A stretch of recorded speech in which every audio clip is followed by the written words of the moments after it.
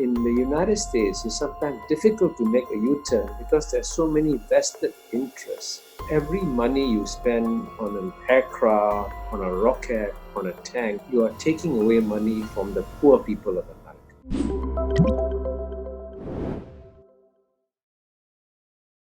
For example, if you travel in the United States, a lot of the infrastructure in the United States, the airports, the trains, the roads, are in a very bad state of disrepair.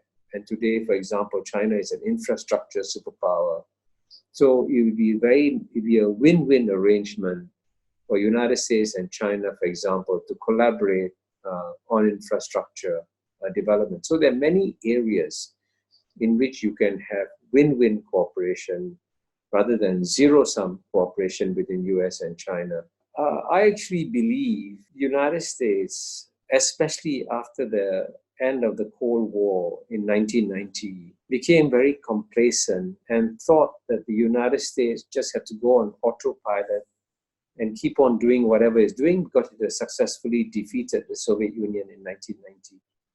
And there was a somewhat arrogant, triumphalist mood in the United States. And so as a result of that, the United States failed to adapt and adjust to a different world that was emerging with the return of China, India, and the rest of Asia. So I'm arguing in my book that it is in America's national interest to make some U-turns and adapt to this world. So for example, as COVID-19 has demonstrated, the big threat to the United States is not going to be a military threat.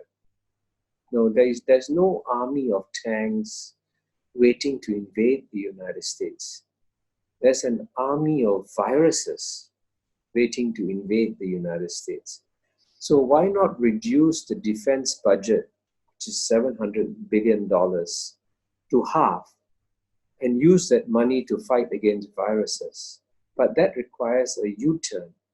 But in the United States, it's sometimes difficult to make a U-turn because there's so many vested interests in the United States that make money from the defense budget. So they will fight any attempts to reduce the defense budget. So I'm actually appealing to the national interests of the Americans.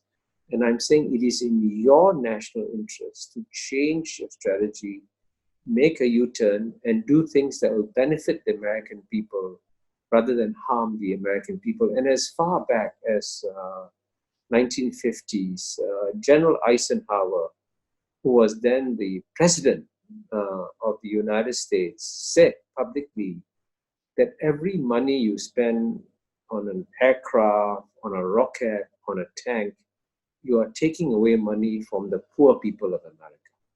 So this is what General Eisenhower said in the 1950s. So maybe the United States should go back and listen to what General Eisenhower said and make a U-turn on some areas like the defense budget. One of the good things about the United States is that it is a very confusing country. You know, I begin my book by saying there are some significant differences between US and China. So in the case of China, China prefers to have order and stability and predictability. And in China, chaos is regarded as a sign of weakness. In fact, Luan, chaos is bad for the society.